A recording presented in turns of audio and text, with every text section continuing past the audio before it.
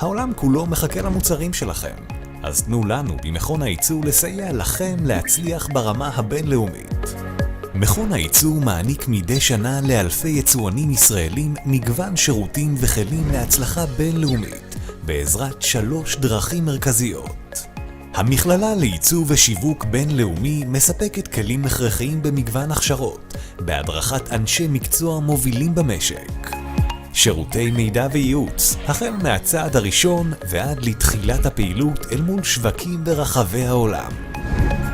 יצירת הזדמנויות עסקיות מותאמות לצרכים שלכם. פנו אלינו עוד היום, כדי שנוכל לסייע לכם בדרך לייצוא מצליח. מכון הייצור, מייצרים הזדמנויות עבורך.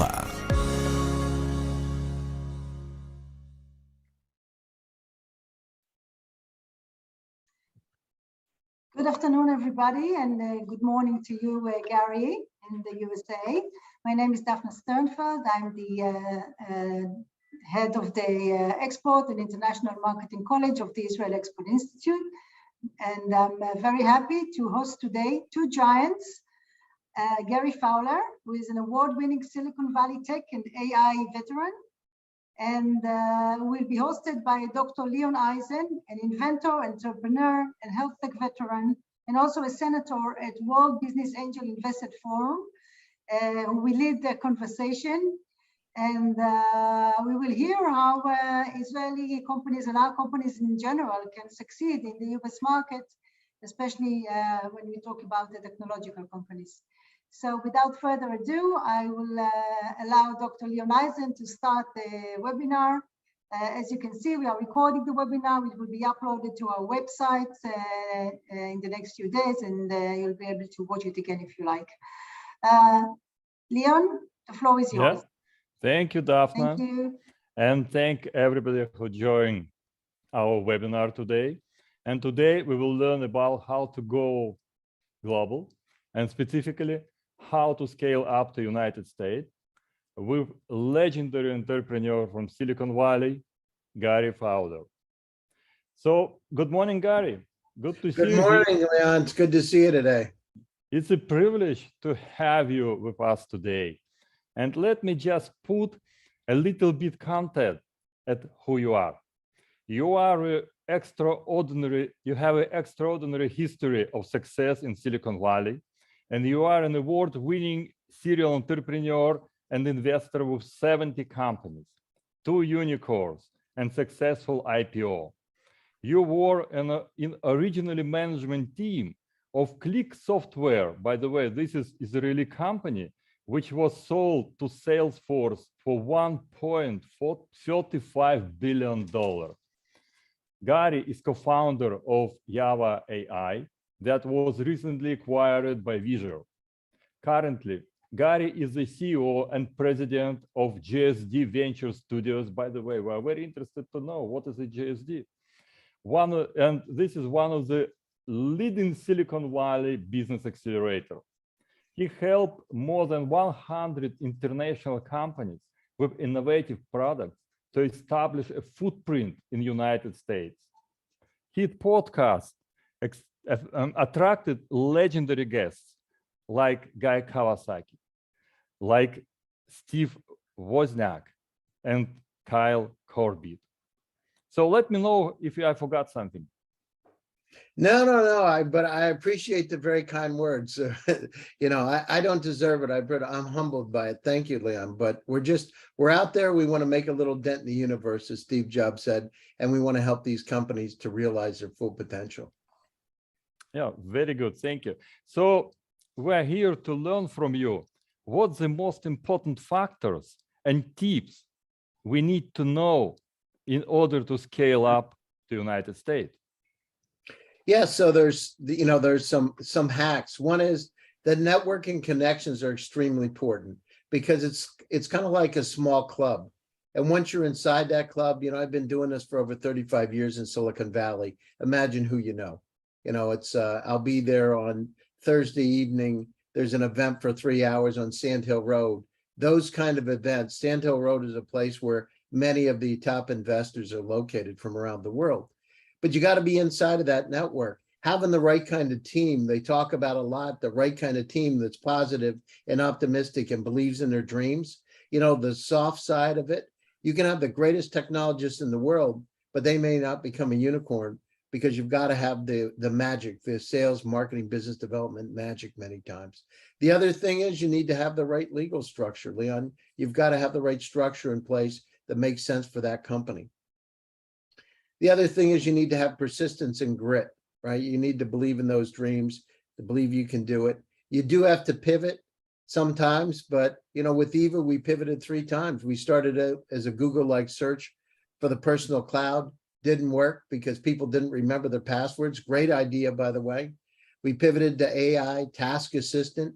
Google came into the market. We took those same patents and we moved over to Eva, Remote Workforce Management, and we hit it. And we nailed it right at the beginning of the pandemic. Our business was up 38 times.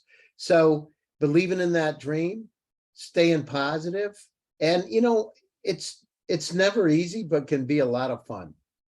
So if you believe it and keep a positive attitude, it can be a lot of fun.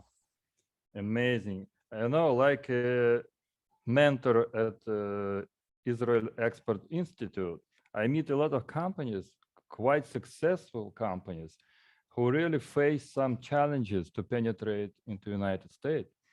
And because they have to know, as you said, legal issues, you have to know how to hire people. It's not easy in the United States. There's a lot of mistake people do in hiring people. You have to understand mentality. And very important to have some track record on this subject and in the industry. And this is very important. So without some pilots, without some track record, it's almost impossible to start business in the United States. So very interesting. And here I would like to think about how to scale up. I know that in Silicon Valley, there is very interesting approach. People call it, so go from family to tribe, from tribe to village, from village somewhere else. Could you just comment, what is it and how it works actually? Yeah, so I mean, the situation in terms of scale up. So, you know, as your company evolves, in fact, there's a very interesting book, The Owner's Startup Manual by Bob Dorff and Steve Blank. And I encourage your viewers to take a look at that book because it's about customer development. And your company goes through iterations, right? So as you get started with a company, you come up with an idea. You're not sure if it's going to work. But one of the things you want to do is you want to do your customer development. By that, I mean, Lynn, as you're scaling up, you want to go out and test your message. What we did at Eva is we actually mocked up what it would look like and we go out and present it. I walked down the street in Palo Alto, California, and I would pick people out of cafes. And by the way, some of them were VPs of Apple. I mean, it was amazing who I saw. And I picked 50 people, my partner, David, who's a billionaire, and myself, and we picked them. We went down through and recorded them, and we listened to their comments, and we used that to help us make the product better. That's really important, that feedback. So if you're going to go from a small company to the next level up, customer development, and more importantly, are people willing to spend money to buy your product? Take money out of their pockets. A lot of people talk. And what happened is when we did the first iteration of Eva was find them. People said, oh, I understand. I can't find things. Google like search for your personal cloud, Slack, Google Drive, Dropbox, all email is incredibly important. What we didn't understand is that people don't remember their passwords, right? And on the other side of it, they don't want to have all their different repositories connected. They want it, but they don't want to do it. So doing the customer development really helps you find out what they want. And as you grow your company up, it's going to morph. It's going to change. You go from being an entrepreneur within a startup to being more operational, managing a business. It's a different kind of mentality. By the way, not everybody likes it, Leon. They like the energy of a startup, but they don't want to be in operations or running a Fortune 500 company.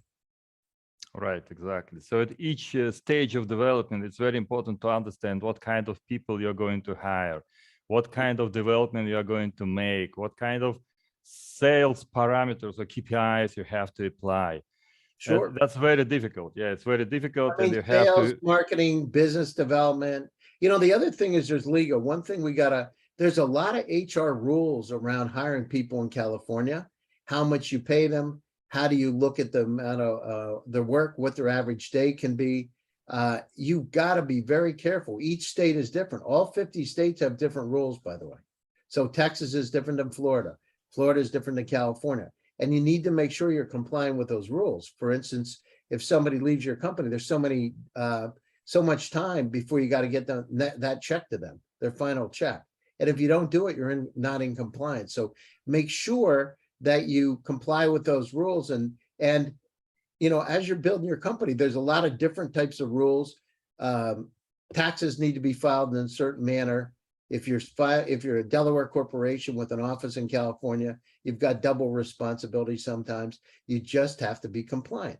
And if you do that, you're not going to have any problems. The challenge is if you don't do these things and due diligence is done in your company, you're going to fail. And you want to set this, it's like building a house, Leon. You want to make sure you have your foundation in place when you're building your house. Yeah, exactly. Thank you. So, you know, recently I heard something like a joke for me, but it really is the law. So in California, in Silicon Valley, there is a law that your website should have some for blind people. Otherwise, you will be punished. So Well, could you comment on this? I mean, the situation is, you know, the one thing we want to all do in our lives, and this is one of from my own personal side, but you need to make sure that you have diversity, right? And so, you know, this world, in order for us to succeed together, we've got to reach out with a helping hand and try to help each other. You know, there's enough bad stuff going on. So diversity is really important. I mean, we really promote female entrepreneurs. We help. And I'm not saying in terms of we're giving donations or those kind of things, but we seek out people with incredible minds that can make a dent. And if we find diversity, let's say, for instance, you got a great technologist in Haifa, and at the same time, you've got a great marketing person in the United States in sales. That's a perfect team, right? And at the same time, if you have a European, somebody from Europe that has done marketing and sales, and they're already there and they're in your market, you want to build that. You want to use the contacts and network because credibility and trust are really important. And if you want to succeed, you need to make sure that you're building your company with that credibility and trust, and finding those trusted resources that can help you. You know, that's where miracles happen. Yeah, I agree. And what do you think? If I'm going to start to penetrate into United States, I'm going to hire a sales management team and all these things around. Where is better to start? What kind of factors should I have into account to place my company in the United States?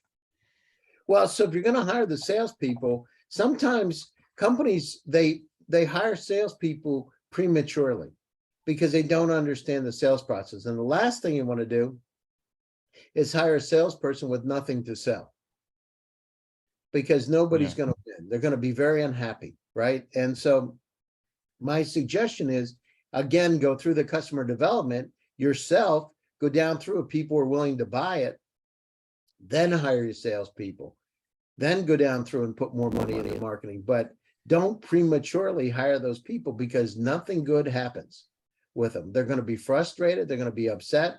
And if they're really good salespeople, they're not going to be making enough money and they're going to leave. Right. And sometimes people do mistakes because they hire people from big companies like General Electric, Philips, and these people cannot work in a startup environment or small company environment, and they just cannot find themselves, but they're very, very costly, and everybody is losing. So it happens all the time. Absolutely. Absolutely. And that's, you know, the thing is, you need people that have grit, people that are flexible and talented, because as a startup life, you know, there's ups and downs of a startup.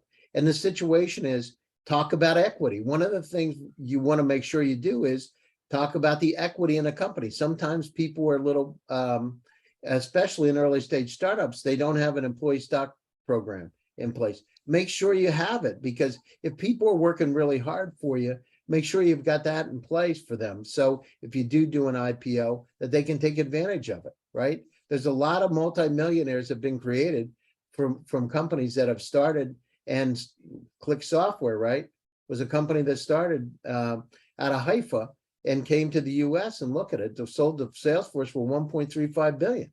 It was an idea, came out of the Israeli military, right? So, it can be done. So for all the audience here, guys and ladies, you have the opportunity to make your dreams come true. But the thing is, you have to take this step forward. It's not myself, it's not Leon.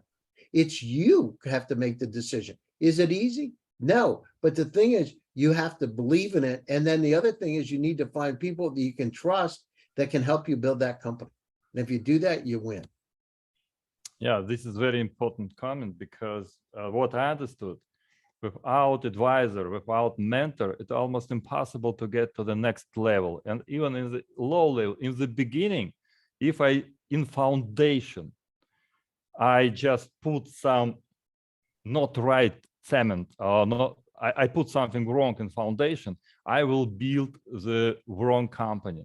And then it will hit me back if I do these mistakes. So it's very important, start from legal team in the United States, to understand how it works, to understand where to place the company, to understand the financial implications of anything, and then to think whom to hire and how to penetrate into the market.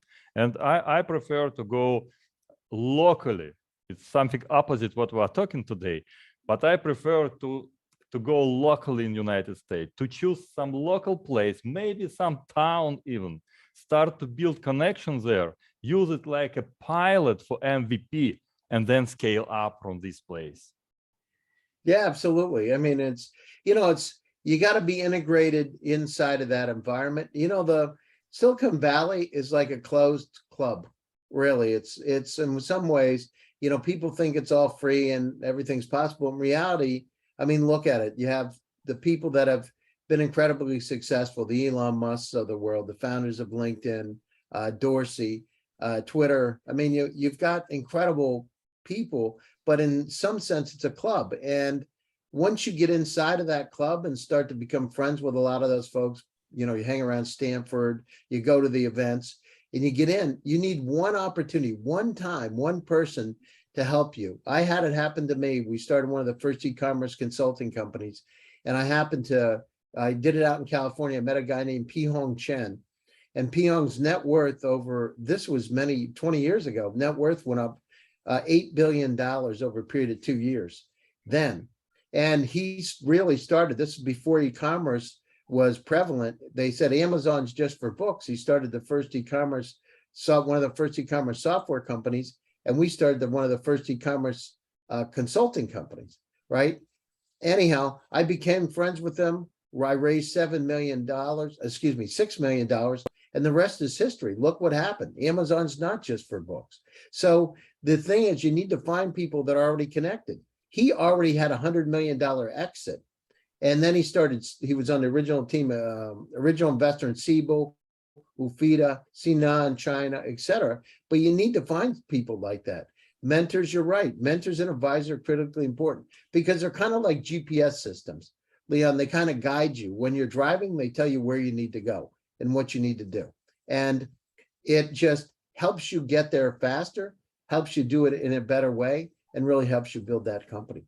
Yeah, and there is another angle of view on this. For example, what I learned through my story and business I did in the United States, that it's very important a warm introduction. In the United States, this is a part of the culture.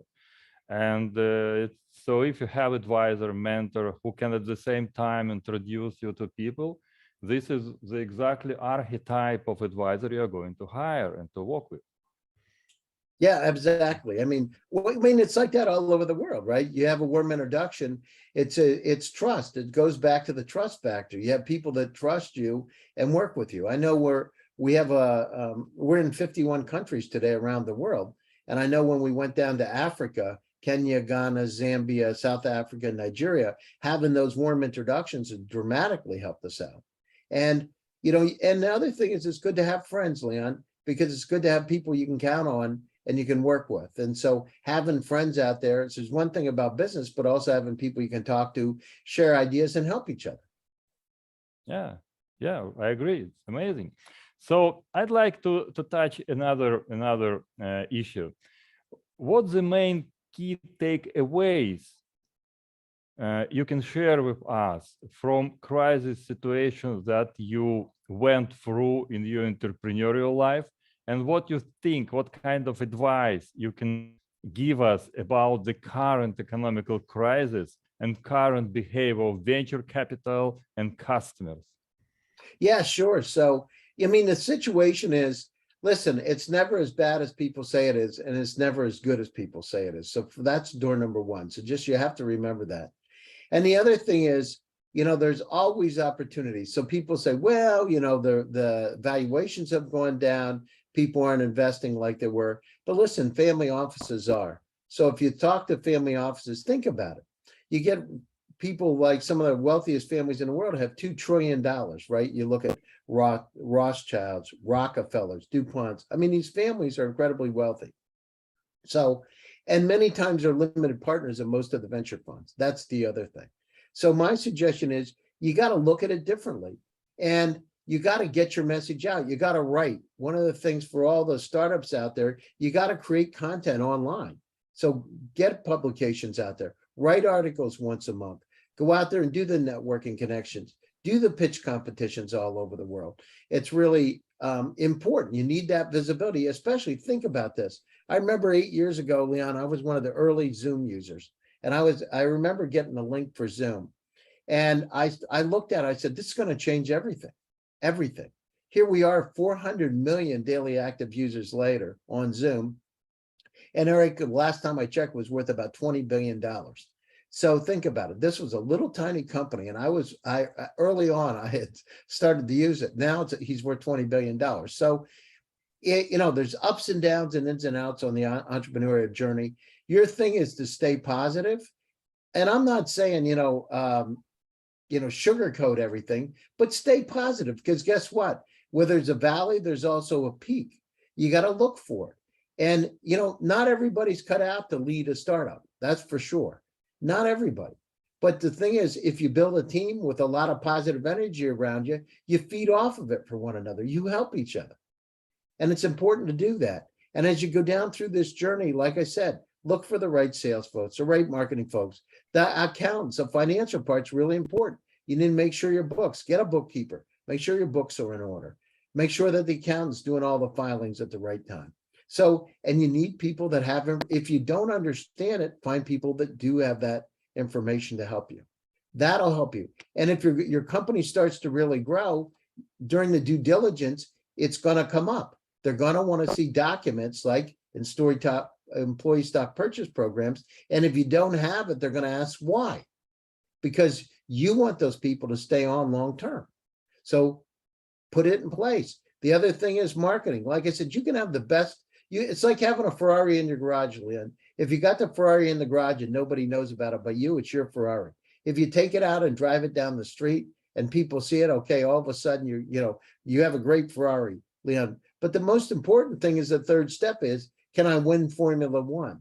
And if I want to win Formula One with my Ferrari, I need to have the right driver. I need to have the right tires. I need to have the right aerodynamics. And oh, by the way, I have to do things very, very quickly and effectively. So that teamwork, it's kind of like a symphony orchestra, needs to work in the same kind of way. And the other thing is they got to be flexible, because as a startup grows, needs change, right? And if you look at it in a positive way, it's fun. Okay, thank you. It's very valuable advice. And as I understand, mostly people think about processes because they're afraid and they don't know how to reach the goal. So they put goal somehow aside and think about processes, and mostly for technical founders who came from engineering space, they like the process. And this is what I try to help my mentees, how to overcome this fixedness and really think about the goal, not about the process. And process is just tactics. Goal requires the mission and requires the strategy to build. A strategy is a set of solutions, Yeah, very good. So another question. What common mistakes a company could make, just young company could make? We talk about it a little bit, but could you little bit get deeper into understanding how to overcome these mistakes and how to make it possible to grow even during the crisis situation and after the crisis just gone, and this is the flourishing time to grow? Yeah, I mean, you said it. One of the points is that the companies, especially the technical founders, they have desire to always over-engineer things and to make it perfect. And by the way, there is no such thing as perfection, right? It never comes. And so they spend so much money making the perfect product that they never get a chance to go out and do the sales and marketing. They forget about it, right? Because it's not in their wheelhouse. It's not what they like. So you got to put a stake in the ground, figure out where you want to go, and get it out to the market and see if people want to buy it. Again, the only thing it's going to matter is are people going to buy your product or service. And if they don't want to buy it, you've engineered something for nothing. Make sure that happens. So that goes back to the same situation. The founders are the ones that need to get out of the door and go out and talk to people. So the first salespeople should be the founders.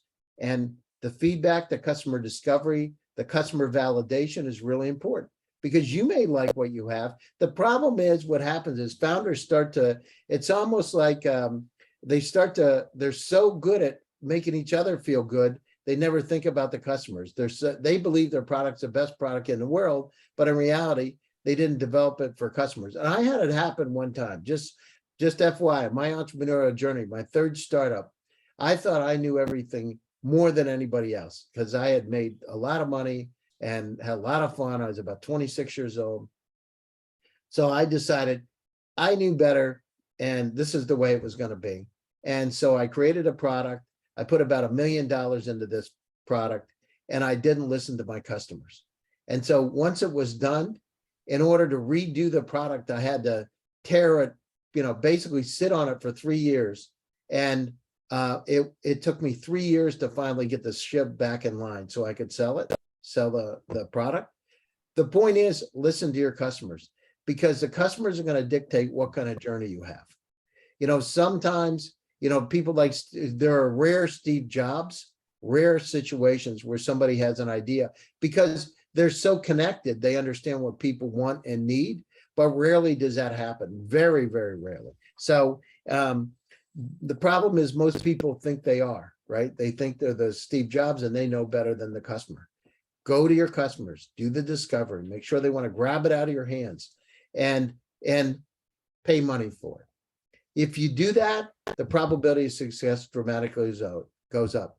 9 out of 10 companies fail. Leon, it's not because they don't have a good product or service. It's because they don't understand how to market that product or service to get it out there and sell it. It could be interesting. And that goes back to the Ferrari in the garage. You can have that Ferrari in your garage, but if nobody sees it, nobody gets a chance to drive in it. It's just your Ferrari. Yeah, great comment. I remember, I can tell you about 100% of companies I help, like mentor, like advisor, when we start to talk to each other. And I ask them, where are you going to be in 2-3 years? They start to just to give me some numbers. We are going to have revenue $10 million. We are going to be in different countries. We are going to build office here. We are going to hire 100 people. All the KPIs, but nothing about customers. All about themselves. I'm going to build villa. I'm going to have Ferrari. I'm going to this. I'm going to that. And I ask them, what about customers? So who will pay for all your success? Your customers will pay you for all your success. So let me know what in 2-3 years you're going to provide to your customers. Not how many customers you have, how many your customer improve or how much they improve their sales, their production, and something like this. So this is important, what I'm talking to them. and they don't take it immediately. It requires some time to overcome some subconscious fixedness, to explain them that they're working not for themselves, they're working for their customers. Yeah, absolutely, 100%. And it's, I mean, that, and the other thing is, like I said, is many times what happens, especially with founders with technical backgrounds, they think they know more than the customers. And unfortunately, you know, when you assume something, nothing good happens, right? You got to just check. And like I said, I go out, I walk down the street whenever I have a new company. I'll go out to California in Palo Alto and I'll walk down the street and I'll take my iPhone. I have a little stand. In fact, this is it right here. I don't know if you can see it. I have my little stand. I put my iPhone on it and I videotape my conversation with that potential customer. And I take that and I send it over to my engineers because I want them to hear what these potential customers have to say. And by the way, it's invaluable. They love it because they know what the customer wants and it excites them to hear a real customer talk about it. And then what happens is I finally say, and these are mock-ups, generally mock-ups. And the last question I always say is, would you buy this product or service? Based on this, will you buy this product or service?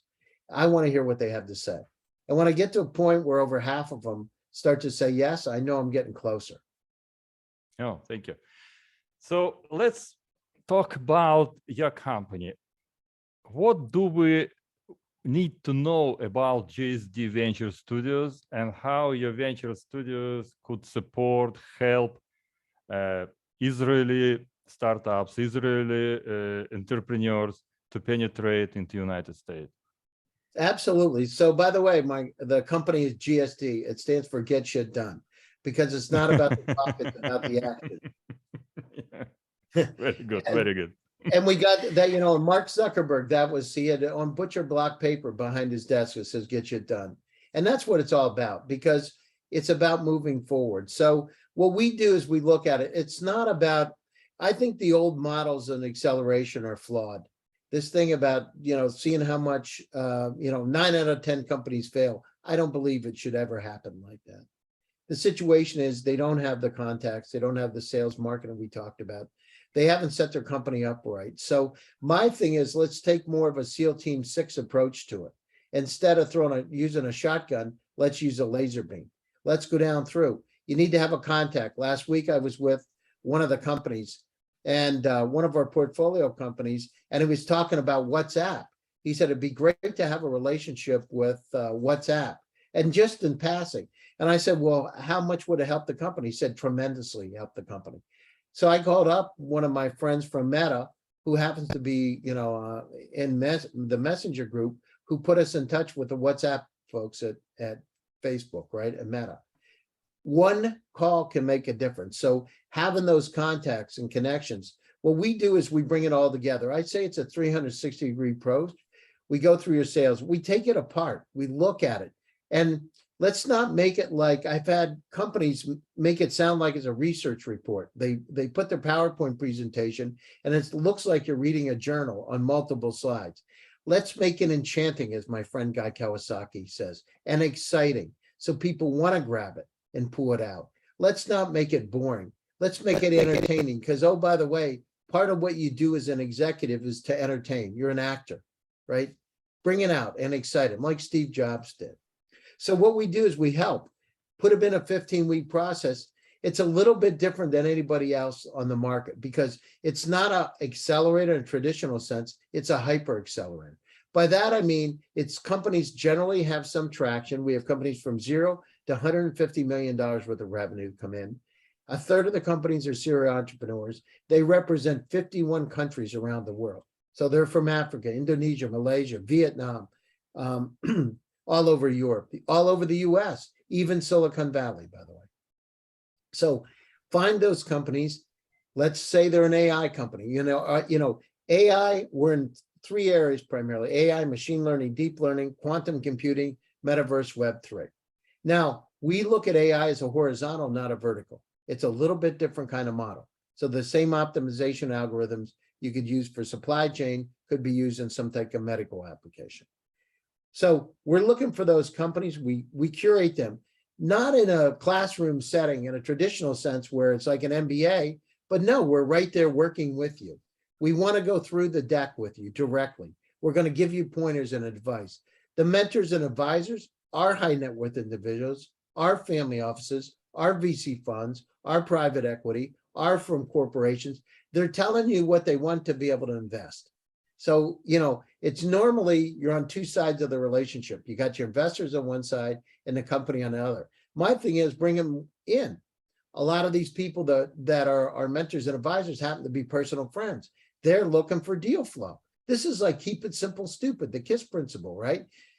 You know that they want qualified deal flow. You know the companies want to go global. Why not bring them together in a different kind of a friendly way? Anyhow, we put them through this 15 weeks. The companies come out, have had incredible success. One of our companies raised $30 million. We have some of the best. The companies that come in, we have 1,000 applicants for 10 slots. These are some of the best companies on the planet Earth. We believe these companies truly have unicorn potential. You know, and it's funny, Leon, because a unicorn's a mythical creature. It doesn't exist. What we do at GSD is we make it real. Now, you know, I've been doing this for over 35 years, so you can imagine who I know in Silicon Valley. So having those unicorns behind us, having the success, and we're still passionate. I want to find the next better, bigger companies, the companies that have a sparkle in their eye and an idea that really want to take it out to the market. I want to have people that want to go beyond the boundaries, right? People that believe in their dreams. And this is a soft side, by the way. I'm a clinical psychologist too, a psychologist. So on that side, if I believe in, you know, the Pygmalion effect, the self-fulfilling prophecy, if you believe in it, it can come true, you know. And so we put them through this 15 weeks. The companies we have companies that have been sold inside of our accelerator. So amazing. How do you spot the best companies? What are your requirements? Because this is also important for our audience to know, because this reflects what kind of documentation, what kind of attitude, what kind of things this company should have. It could be, as I understand, startup, but it could be well-developed company looking to scale up. So what are you looking for in these companies to be the best and potential unicorn? yeah, so we're looking for companies that, you know, when you look in their eyes, I said the sparkle, right? The sparkle's there. You feel it. The other thing is you want to make sure generally the companies that come to us have some revenue. So that means they have product market fit. Many times they'll dominate a particular region. For instance, they'll have sales in a place like, you know, in a country like Israel. They'll have some sales to prove that the product or service works. But I've had companies like one company came to us, they had 0 sales. They molecular isolate iodine. And the company, it's just incredible. They take it from about 73 to over 90% effective. So you can imagine for hospitals and those kind of things. Well, that company has well over $100 million worth of contracts in less than a year. So why is it? Well, it's just having the right kind of context. We got a deal in one of the in Malaysia, another deal in Brazil, and it just grows and grows and grows. But again, that's taking the Ferrari out of the garage. What we're doing is we're helping you take it out. We're taking it out and letting the neighbors see it. We're taking it out and to the auto auction of Barrett Jackson, letting Barrett Jackson see it. We're taking it out so people understand what you have. The other thing is packaging it.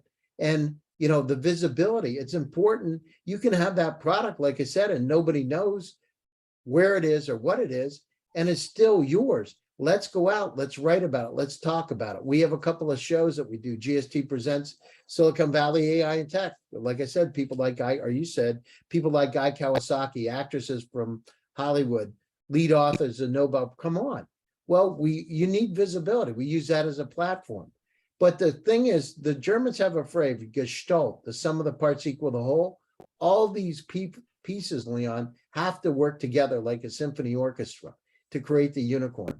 The problem is most of the time, 1 or 2 of the aspects, you know, the technical aspect works, some of the sales work, but they don't have the right marketing, they don't have the right sales, and they're operationally not set up to be able to grow. That's where GSD comes in.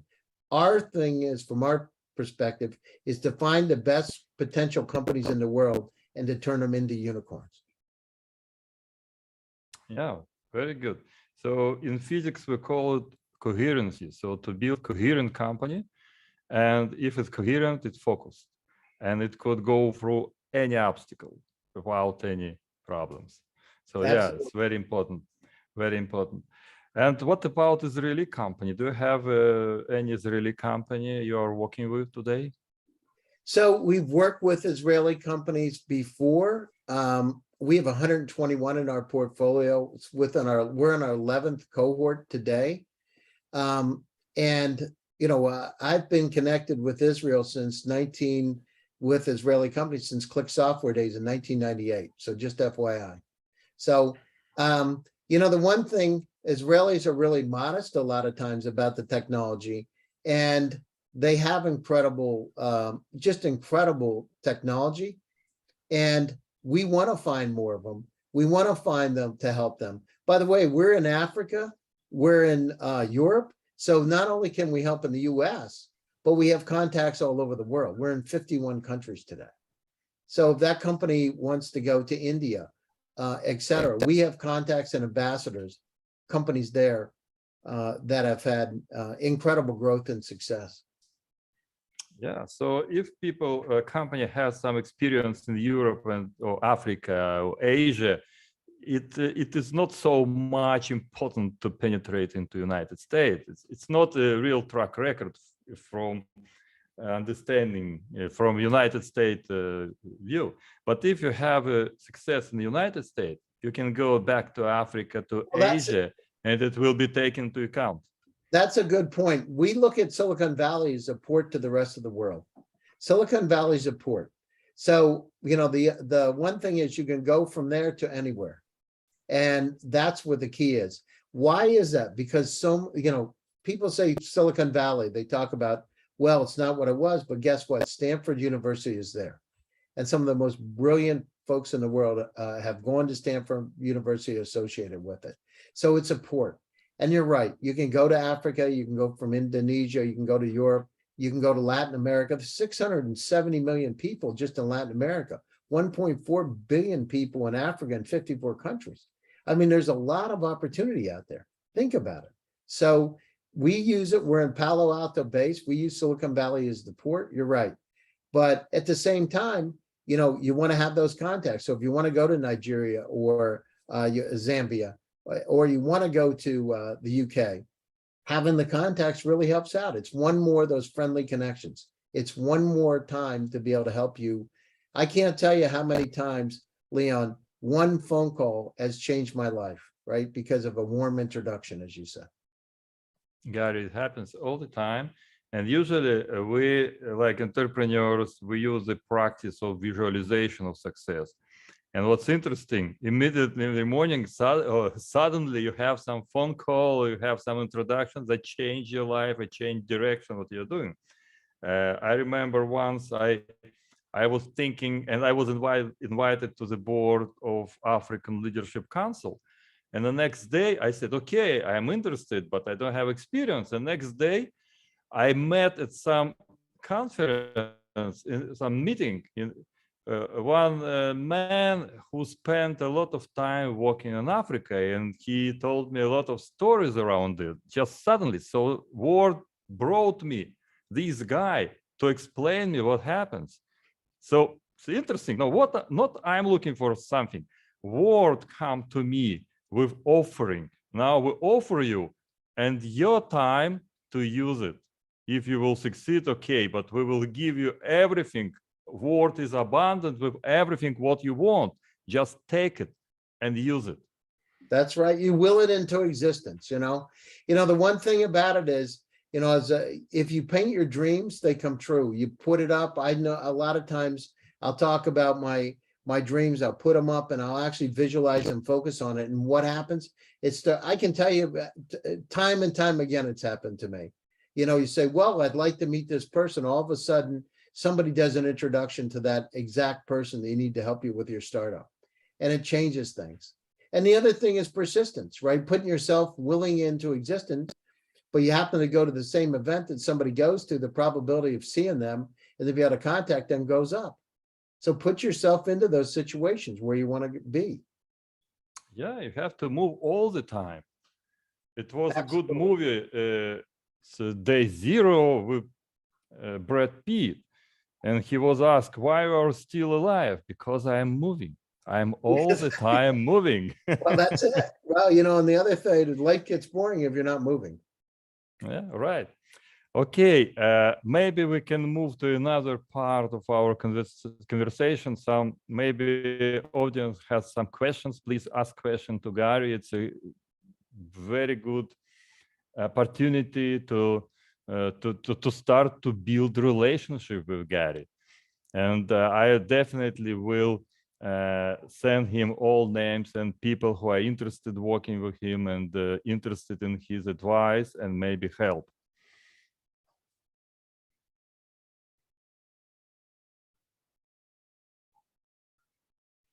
They're very quiet today. Yeah. They can write questions, the Q&A. Now, there's one. There's a question. Yeah, but it's in gibberish. Ila, can you write it in English, please? Daphne, could you translate? No, it's gibberish, and she's going to write it in English now.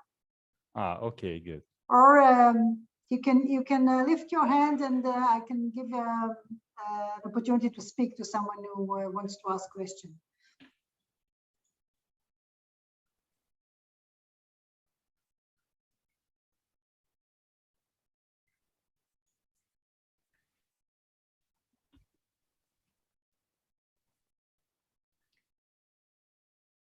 I said I'll be very happy to talk and see about your product.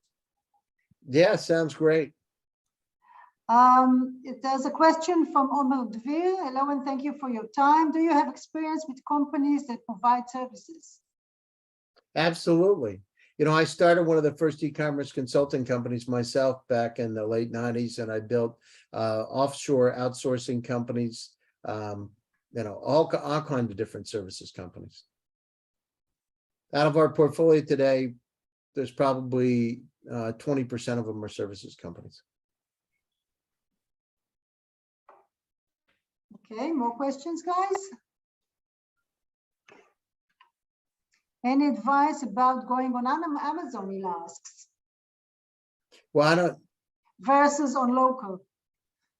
So, I mean, you're just expanding your opportunity, right? It's like selling in a store versus selling in Walmart.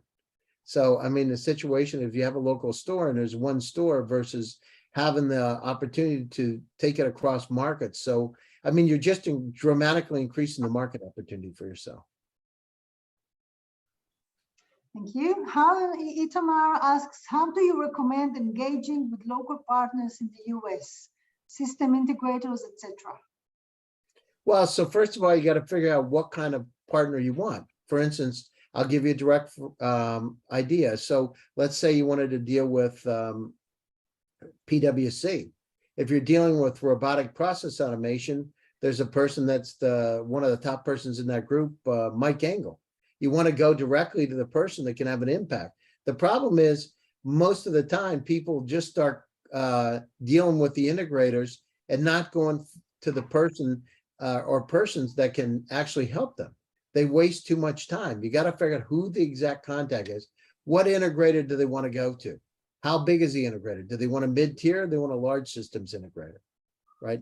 And is it artificial intelligence? Is it some other type of a service? What exactly do you have to offer? And what we want to do is package it up, right? Let's find out who's the right person at the right place at the right time that could either buy your product or service.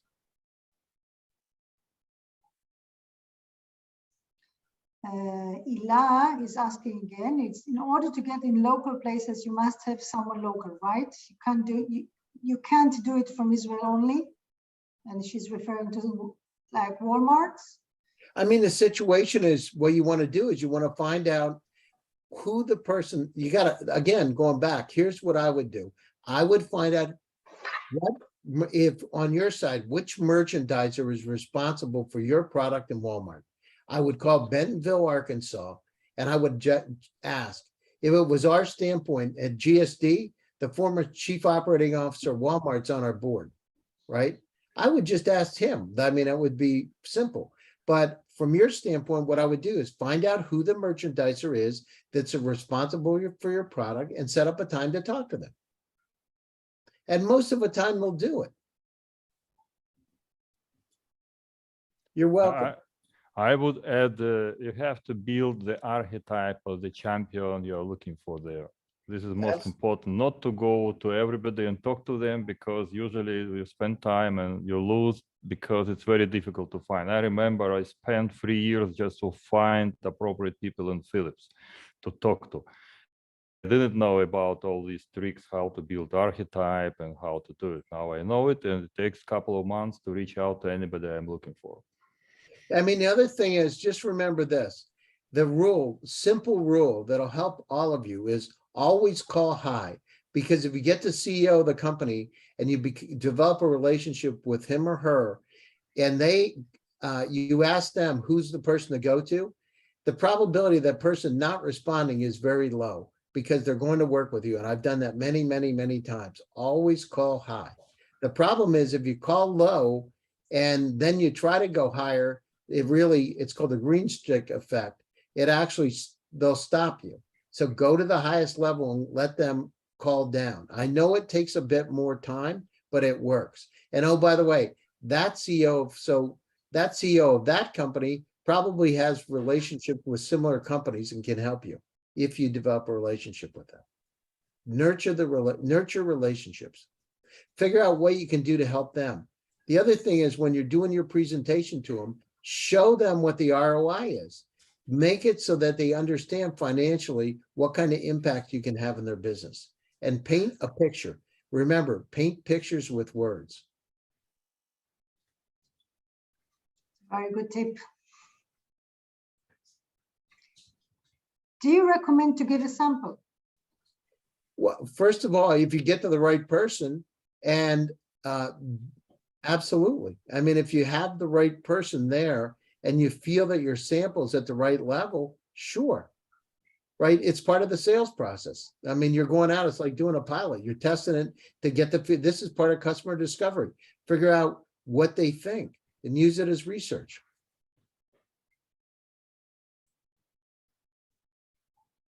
You're welcome.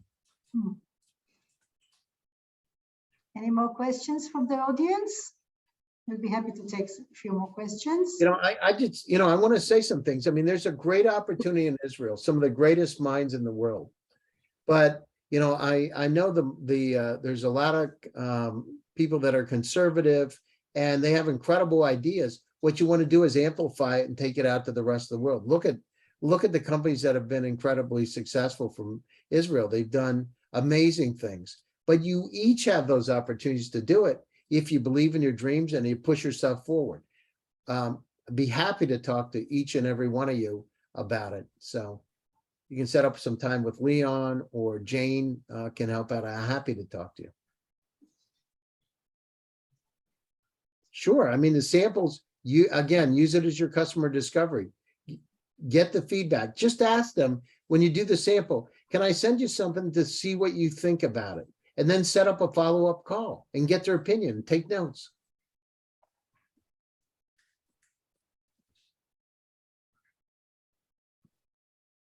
Okay. Sometimes a CEO does not reply as to second, go lower. Now, here's what I do.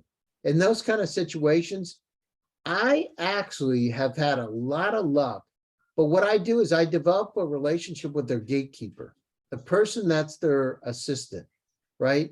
And to be kind and nice to them. Sure, the CEOs don't apply, but the other thing is there's multiple ways to get to them. One is you can use things like Rocket Mail to find out their email address. Two is you can go into LinkedIn, connect with them on LinkedIn, and then look at who they're connected to. You got to do some research. If you go down lower in the food chain, what I would do is go to they're going to have a chief of staff or assistant. If you go to that person, They have the answers to be able to help you. Try that next. And you're not really going down a lower level. It's like an extension of the CEO. Are there industries that you're more familiar with and stronger engagement? So my background is technology. So I have a wide background in technology. And so it's not just one. I've dealt with many different types of technology, all kinds of areas of AI, machine learning, deep learning, computer vision. We started now with quantum computing, the metaverse, Web3, but everything from supply chain to medtech. I'm actually the co-founder of a company from Stanford. It's remote patient monitoring. We just sold a company called Eva.ai to a group in Canada, Vizier. That was remote workforce management, but it's really wide. And the reason it's wide is because, again, we look at technologies like artificial intelligence, a horizontal, not a vertical. So we're pretty evenly distributed. How do you recommend engaging with local partners in the U.S. system integrators? Well, first of all, find out the person inside of those integrators that's responsible for your area. So there's got to be one group and a person. Connect with them on LinkedIn. Figure out what kind of things they want and they like. I like to do research on people, so I actually go to their Facebook profiles and I'll look. Maybe they like sailing, and you come up with. And I like sailing too, and I like to talk about sailing, right? Or maybe they like rock climbing or motorcycles or electric bikes or whatever it is. But find out what's important to them so you have topics for conversation. And by the way, it makes it more interesting and more fun. Let's see. We have a lot of experience, as I said, with companies that have provided services. I did everything from offshore outsourcing to doing algorithmic math, all kinds of different areas, actually. Let's see, what else? Questions? Yeah, so, I mean, and that is, the one thing about it, it's not about the talk, it's about the action. Sometimes people talk about things so much they never do anything. So for each and every one of you, you got to get up, get out the door and start. We could go through, you can go through months and months of talking about how you're going to do it without ever trying. It's not until you go out and try, you start to get feedback on what you could do better. Which systems integrator could be more interesting. Look for articles that person written. If they're a systems integrator, look for articles they've written. Look for their potential customers. Develop, if they list their customers, get a relationship with that customer. Use them to give an intro to the systems integration. I mean, this is kind of like investigative services in some sense. You got to figure out how to sell to that particular customer. And it's fun. It's like playing chess. You can figure it's fun. You go in and figure it out, and then all of a sudden you get a deal and you're like, wow, I did it.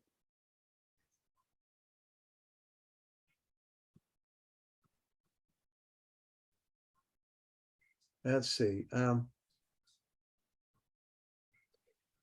Yeah, so Jane is my chief of staff. By the way, she's Israeli. She lives in Ashdod. So she's on your Jane at gsdvs.com. You can reach out. We're happy to talk to you. And let's go out and GSD together. Thank you very much, Gary, and thank you very much, Leon, for this interesting talk. For the audience, we will send you tomorrow morning a mail with a feedback form. We would love to hear your thoughts about the webinar, and we hope that you found it interesting. And we will also send you the details of Jane, so you will be able to contact Gary if you need it. Thank you again, everyone, for joining us. And we hope to see you in our next events. One second. Yeah. Sounds great. I look forward to it. And thanks to both of you. I'm humbled by the offer to be able to speak today. And to all the Israeli companies out there, I can tell you one thing, just go do it. It ain't about the talk, it's about the action. Thank you, Gary. And thank you, Daphne, for hosting us. It was amazing conversation, amazing to deal with you and with Expert Institute, and we hope to continue with this type of webinars and to help our people to go global. Thank you Sounds very great. much. Thank you. Thank you. Bye-bye. Shalom. And Happy New Year to everyone.